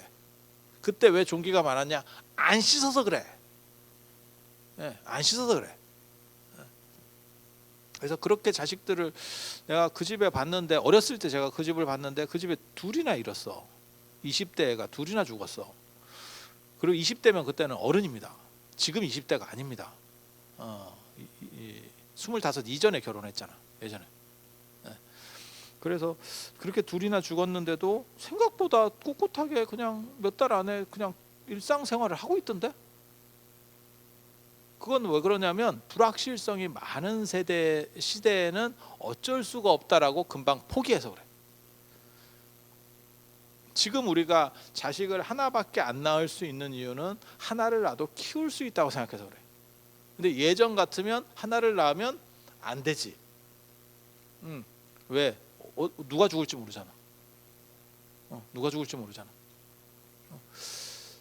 사람만 그러는 게 아니고 동물들도 그러는 것 같던데, 개나 이런 거. 우리 어렸을 때 이렇게 개가 새끼 낳고 저는 어렸을 때도 그런 거 관심이 많아가지고 이렇게 보고 있으면 어른들이 자꾸 하라 그랬는데 그래도 이렇게 제가 진짜 다른 사람하고 달랐던 점은 지금 생각해 보면 호기심이 진짜 많아. 그래갖고 뭐만 찝쩍거려요. 찝쩍거려. 그리고 나 새끼 낳고 이렇게 보면 어른들이 되게 이제 가라 그러는데 보고 있으면 나오면서 몇 마리가 죽고 키우면서 몇 마리가 죽고 반타작도 못해요. 10마리 낳으면 5마리 제대로 못 키워. 근데 지금은 아마 안 그럴 거야. 지금은 동물병원에 이렇게 하면 거의 한 90% 이상은 다 키우지 싶은데, 그러니까 인간만 다 케어할 수 있는 게 아니고 동물까지도 다 될 수 있는 거지. 지금 상황이 그렇게 발전한 거지. 시대가 올라가면, 그건 제 어렸을 때 얘기고, 더 위로 올라간다고 생각해봐. 불확실성이 지천입니다. 그냥 사슴 잡으러 갔다가 사슴이 나를 한번 뿔로 찔렀어요. 그랬는데 아프기 시작했는데 이게 이렇게 하는데 찔린 데가 덧나기 시작했어. 제가 얘기했잖아. 인간의 생명을 가장 많이 구한 위대한 약, 아스피린 아니고요, 빨간 약입니다. 빨간 약. 빨간 약이 없어서 사람들이 그렇게 많이 죽었다니까. 꼴배로 갔는데 이렇게 풀을 이렇게 잡아가지고 낫지를 하려고 딱 이러다가 풀에 뱄어. 이거 많이 있는 일이거든요. 강아지 풀 이런 거 이렇게 잘못 만지면 이렇게 싹 가거든. 근데 지금은 가면 이게 데일밴드 같은 거 싹 붙여버리면 끝나는 일인데, 그때는 여기가 이제 푸르딩딩해지면서 살이 약간 이렇게 돋아올라. 그러면 또 거기다가 또 무슨 미친 짓을 하냐면 된장을 발라. 이게 뭐 하는 짓인가? 지금 생각해 보면 손가락을 자르려고 작정을 했나? 만약에 된장 바르고 병원에 가봐라. 의사가 아마 의사가 해탈한 표정을 지을 걸. 이런 사람을 내가 치료해야 되나? 근데 야, 된장이 만능 치트키였었어. 진짜 내가 벌에 쏘였는데, 말벌이 진짜 이따시만한 게 들어왔는데, 내가 또 초등학교도 들어가기 전이었는데 그 말벌을 잡을 거라고 어른들이 하지 말라 그랬는데 내가 그걸 또 나대 가지고 벌이 쏘였는데 제가 생각보다 잘 참아요. 뭘. 나 그때 더럽게 울었다. 내가 지금도 기억나는데 그거 참을 수 있는 고통이 아니야. 주사 이런 게 아니야. 불주사 이런 고통이 아니야. 와, 내가 왜 사람들 그 땅벌 같은 거 잘못했다가 쏘여서 사람 죽어요 뭐 이런 거 나오잖아. 이해한다니까. 나 한 번 쏘였는데 진짜 그거는 엄청난 고통이야. 엄청난 고통이야. 근데 그게 막 수십 발 한 번 쏘이면 갈 것 같아. 지금도 생각해 보면 갈 것 같아. 그래서 그렇게 말벌을 쏘였더니 할머니가 된장을 바르라고. 그래서 내가 그때도 내가 그 생각했다. 내가 초등학교 들어가기 전인데 이게 나을까? 이게 지금 될까? 근데 내가 그때 했어. 이유가 뭔지 알아? 너무 아팠어. 난 진짜 너무 아파서 지푸라기라도 잡고 싶었어. 그래서 된장을 바르니까 좀 시원해지더라. 된장 그 효과였나? 그러니까 말벌이 쏘여가지고 이렇게 팅팅 부어가지고 빨개져서 이렇게 막 열이 나는데 그걸 바르니까 좀 시원해지는 거는 있었어요. 낚인 개뿔이 뭘 낚겠어. 지금 생각해 보면 그러고 있는 거지. 그래서 불확실성이 많을 때는 사람들이 두려움이 큰 거고, 사소한 거에도 두려움이 큰 거고, 감기 걸려서 죽어버린다니까. 운수 좋은 날 이런 거 예전에 그 봐봐. 그 단편 소설 이런 거 봐봐. 그러면 그냥 갔다가 뭐 와서 이 마누라 왜 밥 안 하노? 뭐 이런 식으로 잔소리하다 죽어. 굉장히 비극적인 얘기예요, 사실은. 슬픈 얘기를 제가 약간 담담하게 하는 거예요. 근데 그런 게 어떻게 보면 일상인 세상이 더 위로 올라갈수록 더 많아지는 거지. 죽음이 엄청 가까워. 그래서 종교가 현대에 수용되지 않는 이유 중에 하나, 그러니까 종교가 사양으로 이렇게 내려가는 이유 중에 하나가 여러 가지 이유가 있어요. 여러 가지 이유가 있어. 그 중에 하나는 이제 다 지잘난 잘 살기 때문에 개인 종교로 전환하는 경우들도 많고, 그러니까 명상이라든지 아니면 자기 개발에는 관심이 있는데 집단으로 떼거리로 와서 종교 행사에 참석하는 거는 귀찮아하는 거야. 이해가 되죠? 여러분들에게도 그 속성은 다 좀씩 있을 거야. 그래서 그런 식도 그런 식도 있고, 그 중에 하나가 이제 파편화돼서 다 쪼개지는 것도 있고, 여러 가지 요인들이 있어요, 종교랑 관련돼서. 근데 그 중에 하나가 뭐냐면 죽음을 어느 순간부터 멀리하게 된 부분이 있어요. 예전에는 내 친구가 갑자기 꼬꾸라져서 뭐 예를 들어서 뭐 술 먹고 쓰러졌는데 그걸로 인해서 사람이 죽었어. 안 그러면 감기 걸렸다가 폐병이 돼서 죽었어. 막 이런 것들을 볼 수 있는 상황들이 있었고, 지금은 그런 거는 안 죽죠. 90 먹는다고 죽냐? 안 죽죠. 그래서 죽음이 멀리 있는 거예요. 사람이 죽음을 환기해야 내가 죽을 수밖에 나도 죽는다라고 하는 거를 모두 다 이성적으로는 알죠. 언젠가는 죽는다는 아는데, 그게 지금 언젠지 모르겠다라는 생각이 강력할 때 사람이 추동 에너지가 생깁니다. 그것으로부터 벗어나려고 하는, 그게 종교랑 연결되는 거거든요. 그런데 지금은 죽음이 멀리 있죠. 죽음이 예전보다 훨씬 깔끔하고 우리는 죽음을 볼 확률이 별로 없어요. 그러니까 뭐 상갓집에 간다 이 얘기를 하는 게 아니야. 랜덤으로 갑자기 툭툭툭 튀어나오는 죽음이 없어졌다고. 납득할 수 있는 죽음들이 존재하는 거죠. 예전에는 납득 못하는 죽음들이 있었어. 그래서 걔가 왜 죽는지 몰라. 감기 걸려서 콜록콜록 몇 번 하더니 죽었어. 왜? 몰라. 끝이야.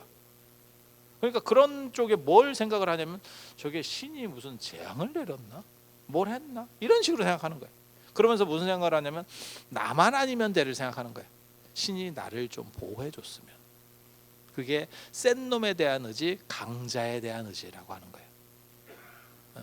그게 인간이 신을 요청했다라고 이제 보통은 일반적으로는 그렇게 생각하는 거거든요. 종교학에서는 나를 보호하기 위해서, 두려우니까, 두려운 게 너무 많으니까. 그래서 이 생각을 부처님도 옛날에 했었어요. 난 그런 거 보면 되게 재밌어. 그래서 뭐라고 나오냐면, 삼재팔란 중에 삼재팔란 들어보셨죠? 내용은 잘 모르지만 그런 거 들어봤잖아. 그냥 명칭은 들어봤잖아. 뭐 전쟁, 질병, 기근 뭐 이런 것들 다 안 좋은 거니까 다 팔란. 그런데 그 중에 하나가 뭐냐면 장수천이라는 게 있어. 장수천.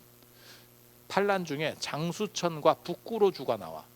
북구로주가 뭐냐면 이상세계예요. 사람은 천사를 살고 복지가 엄청나게 잘 된, 그러니까 지금식으로 말하면 국민소득 한 20만 불 되고, 사람이 의료 서비스나 이런 걸 다 기본적으로 다 갖춰져 있고, 안 죽어. 언제까지? 1000년 동안. 그러면 늙어서 1000년을 사느냐? 아니, 젊은 식으로 1000년을 가는 거예요. 땡큐지. 지금 우리가, 저 같은 경우도 이제 계속 명상 얘기를 하는 이유 중에 하나가 뭐냐면, 인간이 오래 살게 됐는데 갑자기 뜬금없이 쫙 기도 수명이 늘어났는데 뒤만 더럽게 늘어났지. 앞에 쌩쌩할 때가 늘어난 게 아니고 뒤만 직사게 늘어났지. 후반부가 한 30년 붙었지. 아니 맞잖아. 그걸 어떻게 할 거냐는 거죠. 그러니까 까놓고 얘기해서 10대에서부터 30대 사이가 한 30년이 늘어났어요. 땡큐지. 그건 완전 땡큐지. 근데 지금 다 사가가지고 문화재로 30년을 가야 돼. 이게 지금 미치겠지. 여러분도 마찬가지잖아. 공부를 하려고 이렇게 왔는데 눈가리가 안 보여. 뭘 어떻게 하겠어? 이걸 뺄까? 참고로 말씀드리면, 눈이 안 보이시는 분들 수술하는 거 불교가 최초입니다. 불교가 최초. 그 수술하면 눈이 좋아집니다. 그게 이제 공양미 300석이라고 라식 라섹의 원조입니다. 공양미 300석. 이런 거 좋아하는구나.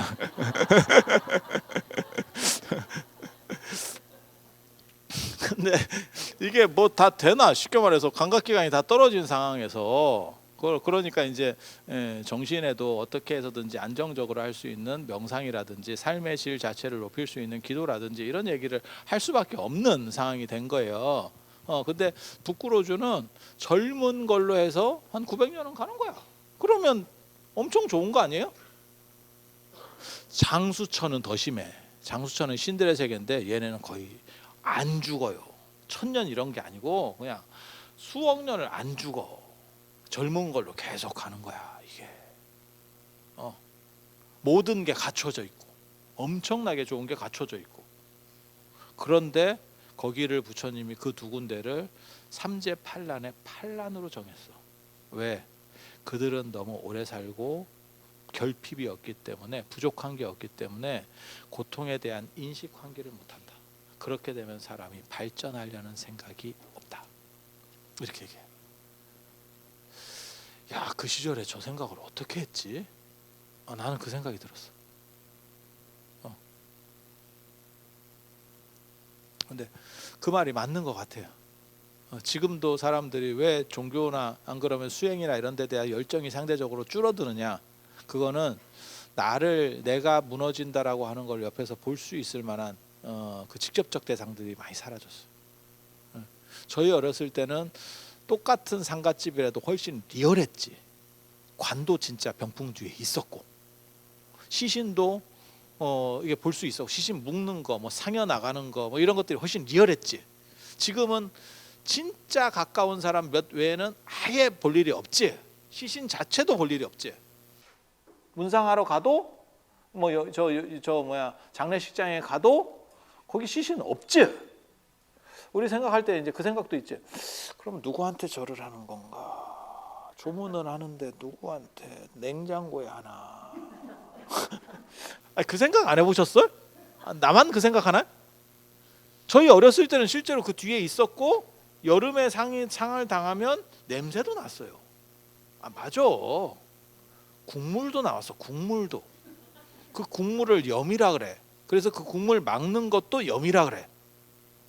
네. 그래서 예전에는 운무게다 놔도 장례도 길었고, 그래서 관을 딱 들으면 밑에가 흥건한 경우도 있어. 좀 그렇지. 그래서 옷가지 같은 거 많이 넣었어요. 기억해 보시면. 근데 시체 입장에서는 그 옷가지에 국물까지 스미면 더 찝찝할 것 같은데. 내 국물이라도 찝찝할 것 같긴 한데. 그냥 생각해 보는 거. 그래서 죽음을 환기할 수 있는 구조들이 사실은 좀 멀어졌기 때문에 신에 대한 열망도 줄어들었고, 신이 이제 별 필요가 없는 거죠. 막말로 얘기해서. 근데 되게 재밌는 거 한 가지 있어. 내가 어저께 그 얘기하니까 사람들이 그래요 이러더라고. 뭐가 있냐면, 사회가 안정되고 선진국화될수록 말 안 되는 건 더 좋아합니다. 말 되는 거보다 말 안 되는 걸 더 좋아해. 뭔 뜻인지 알아? 드라마나 영화나 이런 데서 말 안 되는 소재가 엄청 나와. 왜? 사회가 안정되면 답답한 거예요. 인간은 동물이기 때문에 불확실성에 있으면 확실한 걸 좋아하고, 왜냐하면 너무 불확실하니까 불안한 거예요, 사람이. 그런데 안정이 되면 사람이 이제는 답답한 겁니다. 마치 도심 속에 규정된 데서만 살면 답답해서 바람 쐬러 나가는 것처럼. 그래서 드라마나 영화나 이런 걸 한번 보세요. 우리 어렸을 때는 현실적인 얘기들을 하는 드라마나 이런 것들이 굉장히 많았고, 그러니까 직장에서 스트레스 받고 가족이 뭐 화목하고 이런 얘기들이 굉장히 많았고, 지금은 뭐냐면 전생을 했다는 둥, 무슨 뭐 시간을 초월했다는 둥, 뭐 어디서 뭐 외계에서 왔다는, 다 그런 쌉소리들이에요. 현실적으로 있을 것 같지 않은 얘기가 엄청나게 많아요. 흥부전 캐릭터가 엄청 많습니다. 흥부전이 사기잖아. 그러니까 춘향전 같은 데서 흥부전으로 바뀐 거예요. 흥부전이 존재할 수 있나? 그게 무슨 뭐 제비다리 하나 뽀겠다고 뭔 인생이 바뀌고, 그게 불가능하잖아. 그런 식 스토리들이 많은 거예요. 그래서 전 세계에서 영화 시장도 봐봐. 뭐 아바타, 뭐 어벤져스, 뭐 이런 것들이, 그런 거 있잖아요. 마블 영화 다 말 안 되는 거예요. 말 되는 거 한 개도 없어. 생각을 해봐. 다 말 안 되는 거라니까. 말 안 되는 게 어느 순간부터 세상을 잡고 있어요. 왜? 답답해하는 거예요. 내 삶은 안정화됐지만, 특히 이게 선진국에서 더 일어나는 현상입니다. 그런데 뭔가 답답한 갈증들이 존재하는 거예요. 이게 굉장히 재밌어. 그래서 주술성이라는 것을 탈피한다고 생각하지만 실제로 주술성은 현재로 다시 되돌아오고 있다. 내가 이런 얘기를 해줬거든. 근데 되게 재밌는 얘기예요. 근데 신에 대한 의존도가 예전에 높을 때는 세상이 답답했기 때문인 거고, 그러니까 불완전한 것들이 많았기 때문인 거고, 그게 너무 표면에 와 있으니까 불안해서 나를 좀 보호해 주기를 원했던 거고, 그런데 철기가 발견되고 사회가 점점 안정화되는 추세로 가요. 그리고 철기가 되면서 전쟁에서 이긴 쪽들의 부가 쌓이게 되고, 그게 도시국가의 발전으로 연결됩니다. 도시국가가 발전되고 상업이 움직이기 시작해. 그러면 새로운 판단들이 들기 시작합니다. 세상을 이해하는 또 다른 방식, 합리성입니다. 합리성. 그전에는 신에게 기도해서 로또 떨어지듯이 쫙 뭐 좀 떨어졌으면 좋겠어 라는 생각을 했다면, 지금은 로또가 아니고 합리적으로 계산을 해서, 야, 장사를 하려면 이렇게 해야 될 것 같아, 뭘 어떻게 시장 조사를 어떻게 해야 될 것 같아, 이런 식으로 세상이 바뀌었다는 거예요. 그래서 그런 합리성을 어떻게 규정할 수 있느냐, 그게 추계시대 때 나왔던 2200년에서 2800년 사이에 나왔던 성현들이 그 얘기를 해주는 겁니다. 그래서 신들의 세계에서부터 인간들의 세계, 초월해서 합리성으로 세상이 그렇게 바뀌어가고 있는 거예요. 그리고 그때 시대적 요청이 그렇게 터지니까, 시대가 그걸 요구하니까 거기에 부응하는 머리 좋은 사람들이 튀어나오기 시작하는 거죠. 그게 앞에서 얘기했었던 히랍의 스자 들어가는 사람들, 그 다음에 중국의 자자 들어가는 사람들, 그 다음에 인도에서 철학적인 사람들이 나오게 되는 거고, 그리고 그 중에서 이제 짱을 먹는 사람들, 패권자는 누구냐?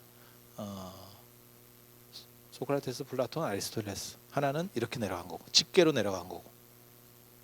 중국은 공자, 노자 두 팀으로. 하나는 강북 쪽, 강남 쪽입니다. 강북 스타일, 강남 스타일. 강남 스타일이 누군지 아세요? 공자, 노자 중에서 누가 강남 스타일일까? 노자예요. 노자가 자유롭거든. 중국도 강남이 자유로워요. 그래서 그거는 옛날부터 있었어. 강남 강북이라는 표현은 우리 표현이 아닙니다. 그 중국에서 나오는 표현입니다. 그걸 우리가 본따서 한 거예요. 그래서 왜 그거 있잖아. 강북의 세븐, 강남의 비. 예전에 그렇게 했었죠. 얘기를 그렇게 했었죠. 강북의 장나라, 강남의 이효리. 처음 들어보는구나. 그런데 강북의 공자, 강남의 노자입니다. 그 문화는 정확하게 구분이 돼요. 되게 재밌어. 그래서 강북에는 시경, 강남에는 초사. 강북에는 집단주의, 예의 같은 집단주의, 그 다음에 강남에는 자유주의입니다. 개인주의입니다. 그래서 이게 문화 코드가 좀 달라요. 되게 재밌어. 지금은 뭐가 맞을까? 강남 스타일이 맞을까? 개인주의, 자유주의가 맞을까? 강북 스타일, 집단주의가 맞을까? 지금은 강남 스타일이 다 개인주의예요. 코로나가 그걸 또 가속화시켰지. 그래서 식당에 가보면 예전에는 1인 좌석이 없었죠. 예전이 뭐 옛날 얘기하는 게 아니야. 불과 한 10년 전, 5년 전만 해도 1인 좌석 거의 없었고, 혼자서 식당에 가면 이 식당 주인이 싫어하는 거 아니야? 뭐 이런 생각도 있었고, 그 다음에 또 뭐가 있었냐면 혼자 밥 먹으면 밥맛 없다더라. 아니 그런 거 못 들어봤어요? 그래서 혼자서 집에서 먹으면서 거울 놓고 먹는 놈도 봤어. 그래서 내가 섬뜩하지 않냐? 누가 그 말을 하길래 내가 섬뜩한 거 아니야? 이랬더니 그래도 뭐 혼자 먹는 것보다 나아요 이러더라고. 근데 지금은 식당에 가면 아예 좀 이렇게 도시 식당에 가면 1인석이 있잖아. 아니 맞잖아. 그리고 혼자 먹으면 편해요가 돼. 괜히 뭐 아주 친하지도 않은 사람하고 같이 먹으면서 말해야 되고, 자꾸 쓸데없이 뭐 이렇게 멘트 날려야 되고 귀찮은데, 그냥 혼자 그냥 이렇게 먹으면서, 또 그 혼자 먹는 사람의 특징은 유튜브를 보고 있어요. 이렇게 핸드폰을 옆에다 놓고 밥을 먹으면서 그걸 봐. 아니, 맞잖아. 자세히 봐봐. 내 말이 맞나 틀리나. 그리고 그렇게 하는 사람 중에서 어디 이렇게 흰 목도리나 모자 쓰고 있으면 난갑다 이렇게 그게 나야 나. 그래서 그런 거고. 근데 저는 기가 막힌 생각을 하거든. 뭐가 있냐면 가피가 떨어지는 것은, 가피가 내리는 거는 확률적으로 너무 낮아. 너무 낮아. 기도를 열심히 해서 갚이가 내려. 그거 되면 좋지, 대박이지. 근데 그게 쉽냐? 100명 중에 한 명이 나올 것 같아? 몇백 명에 한 명 나올까 말까 하거든, 계산상으로 봤을 때. 근데 그게 꼭 나라는 보장이 있냐고. 쉽지 않지. 그래서 저는 무슨 생각을 하는 거냐면 기도를 반복적으로 매일같이 기도를 반복적인 시간에 한 사람들을 대상으로 조사를 해서 질적 양적인 연구를 해서 그 사람들의 심신의 안정이 어떻게 이루어지고 삶의 질이 변환되는지를 논문으로 만들 거예요. 그래서 그거를 국내 논문, 그 다음에 해외 논문들에 계속 만들어서 그것의 기도의 타당성, 그리고 그것이 명상으로 어떻게 연결될 수 있는지를 뽑아낼 생각을 해. 네. 그렇게 해서 네가 이거를 하면 가피가 내리면 더 좋고, 그거는 잭팟이 터지는 거니까 엄청 좋은 거고, 그렇지 않아도 단순 반복을 했을 때 네가 헬스장이나 요가를 배우는 것보다 네 정신 건강에 있어서 훨씬 더 강력한 힘이 이루어져 라고 하는 거를 논문으로다가 객관화시켜 버릴 거예요. 그런 설득력이 없으면 사실 사람들이 요즘은 옛날하고 달라서 어디 뭐 용해요 이런 걸로는 잘 안 돼요.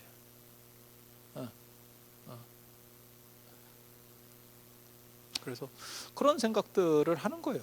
그게 삶의 안정과 삶의 질을 높인다라고 하는 부분이 있는 거죠. 그래서 어떻게 보면 기도를 합리성으로 접근하는 방식을 제가 지금 처음으로 취하는 거거든요. 근데 이거 똑같아요. 그러니까 신이라고 하는 불합리성에서 추계 시대 때 합리성으로, 인간 합리성으로서의 전환이 이루어지는 거예요. 그리고 그런 시대가 나오니까 지금 봐봐, 스마트폰이 대세가 되니까 너도 나도 다 스마트폰을 만들고 있잖아. 그래서 똑같은 시대적 요청이 나오니까 그게 야 스마트폰은 놓치면 안 돼. 지금도 전기자동차도 마찬가지잖아. 놓치면 안 돼. 그러니까 전부 다 뛰어들잖아. 조금 가능성 있는 데는 전부 뛰어들잖아. 아니 맞잖아. 왜? 아까 얘기했잖아요. 차로 한번 뭉친다. 핸드폰으로 한번 뭉친다. 나중에 집으로 하나가 뭉친다. 집은 이제 누가 어떤 시스템으로 잡느냐는 아직까지는 제대로 된 회사가 내가 보기에는 없어. 근데 차는 테슬라가 하겠다라고 나왔던 거지. 그래서 테슬라의 사람들이 열광을 했었던 거고, 스마트폰은 단연 탑은 애플입니다. 단연 탑은 애플입니다. 삼성을 까는 건 아니고, 삼성은 진짜 구글에 잘 보여야지. 구글이 이렇게 튕기면 갤럭시는 없어지지. 네가 그걸 어떻게 아느냐? 중국의 화웨이가 그렇게 됐잖아. 화웨이가 삼성까지 이렇게 뭐 따라온다 어쩐다 하면서 핸드폰을 이렇게 했다가 구글이 미국이 중국 견제한다고 그거 쓰지 못하게 해라고 얘기했지. 누가? 트럼프 선생께서. 그랬더니 구글이 야 우리 거 쓰지 마, 안드로이드 쓰지 마 이랬더니 화웨이가 이렇게 됐죠. 이렇게 됐잖아. 아니, 맞잖아. 짓게 아니니까. 삼성도 마찬가지예요. 조금만 미국에 잘못 보여가지고 반도체를 중국에 수출을 계속하면 안드로이드 쓰면 안 될 것 같은데 이러면 바로 항복입니다. 삼성 바로 항복입니다. 이거 뭐 어떻게 할 수가 없어. 안 그러면 사업 접어야 돼. 그런데 지금 봐봐, 뭐 중국 기업이든지 뭐 샤오미든지 오포든지 뭐 다 뛰어들잖아. 인도 기업도 스마트폰 만들어요. 지금 다 만들어. 왜? 이게 그만큼 중요하니까. 마찬가지예요. 시대적 요청이 신은 간 것 같고 한물 같고 인간에 의한 합리적 판단이 필요해요라고 나오니까 그때 그거 내가 할게 라고 나온 사람들이 떼거리로 나왔다는 거예요. 그 얘기를 하는 거야. 그 얘기를 전 세계적으로. 그리고 그 떼거리로 나왔는데 미스터 트롯에 엄청나게 많은 사람이 왔어. 그런데 누가 이명웅이냐를 얘기하는 거죠. 그게 인도에서 이명웅이 부처님이었다. 근데 기가 막힌 아이러니가 있어요. 히랍은 소크라테스, 플라톤, 아리스토텔레스라고 하는 그 영웅들이 있었지만 그 영웅들은 죽었습니다. 왜? 걔네들이 싹 쓸려 나갔지. 역사로 봤을 때. 그게 중세 암흑시대라고 하는 기독교 시대지. 걔네들은 다 버려졌지. 그리고 르네상스가 시작되면서 다시 부활한 거지. 그러면 이분들이 종교적인 무언가가 있느냐? 없습니다. 아무것도 없죠. 나 소크라테스 믿어요. 이런 사람 있어? 없어. 되게 재밌어. 유교는, 공자는 지금도 계속 존재하고 있지. 하지만 다 쪼그라들었지. 황태 말라가듯이 전부 말랐지. 아니 맞잖아. 한때는 동아시아를 씹어 먹었는데, 지금은 어쩌라고가 됐지. 와, 내가 제사 영상 그런 거 올리면서 내가 꿀을 많이 빨았는데, 유튜브 조회수 꿀을 많이 빨았는데, 와, 나 그런 댓글 보면서 내가 깜짝 놀랐다니까. 제사의 룰이 어디 있습니까? 성리가 중요한 거지. 야, 너 조선시대 같았으면 너 죽어. 그런 말 했다가. 예의에 룰이 왜 없어? 예의는 전부 룰이에요. 원칙이라고, 원칙. 하고 뭐 기준도 없는데 이렇게 종묘 제례학이 있어. 종묘 제례가 기준이야, 이 바보야. 공식 정부에서 인정하는 기준 룰이 있다니까. 얘가 형식이 아니고 내용만 있으면 아버지 오셨는데도 자빠져서 오셨습니까? 이러면 된다는 얘긴데, 야, 이런 식으로 하면 세상이 안 돌아가. 특히 유교 같은 경우는 그게 더 빡셔. 그래서 조선 후기의 최고 논쟁이 예속 논쟁이야. 예속 논쟁. 1, 2차 예속 논쟁. 자의 대비의 복제를 어떻게 규정할 것이냐. 상복 입는 거 갖고, 상복 기간 갖고 싸웠다고. 대공으로 할 거냐, 3년으로 할 거냐, 이 효종을 맏아들로 볼 거냐, 안 그러면 지차로 볼 거냐, 왕이 됐으면 둘째라도 장남격으로 대우해줘야 되는 거 아니야. 이거 갖고 수백 년을 싸웠어. 야, 내가 진짜 놀라는 게 유교가 얼마나 완전히 무너졌으면 이런 사람들이 있나. 그것도 어른들이 댓글을 다는데, 젊은 사람은 제사에 관심도 없고, 내가 한간 먹었는데 이런 것도 모르겠냐. 몰라도, 야, 내가 깜짝 놀랐어. 우린 어렸을 때 그런 걸 다 봤는데, 내가 90년생인데 나도 봤는데 어디 50년생이 못 본 것처럼. 야, 참 희한해. 그래서 그런 게 아니에요. 예나 이런 거는 다 원칙이에요. 근데 뭘 얘기하려고 하냐면 유교는 다 쪼그라들었다. 그게 그러니까 지금 그런 식으로 옛날 유교를 부활해, 그 얘기를 하는 게 아니야. 현대적으로 다 쪼그라들었다. 불교는 가장 크게 살아남았지. 그 시대, 추계 시대 때 나온 종교 중에는 가장 크게 살아남았지. 그런데 아이러니하게도 본토가 밀렸지. 야, 이거 진짜 재밌다. 종갓집이 없어졌어. 어쩌다 보니까 지차들만 살았고 장손이 없어요. 지차가 누구냐? 중국 불교, 동아시아, 티베트 불교. 티베트도 중국이지만, 지금은 중국이지만 색깔이 얘네가 약간 달라요. 그리고 남방 불교, 서남아시아부터 그 다음에 저 동남아시아 불교. 그러니까 스리랑카, 미얀마, 라오스, 캄보디아 이렇게. 이거 되게 재밌어. 되게 재밌어. 그래서 지차들끼리만 남았고, 종가는 희한하게 됐지. 그래서 지차만 셋이 남으니까 무슨 일이 벌어지느냐? 내가 종손 아니요? 이런 생각을 하는 거야. 서로. 다음은 난가? 이렇게. 너 아니잖아. 이렇게 하는데 되게 재밌어. 이게 참 미스테리하지. 그러니까 세 군데서 다 짱을 먹었는데, 한쪽은 빼빼 말라서 다 굶어 죽게 됐고, 그게 공자고, 한쪽은 본토에서 없어졌고, 한쪽은 죽었다 부활했는데 이게 뭔가 싶고. 이거 되게 재밌어. 그래서 세상의 흐름에 따라서 또 다른 변동이 있다더라. 그런 얘기를 또 해드릴 거예요. 자, 들어주셔서 감사합니다.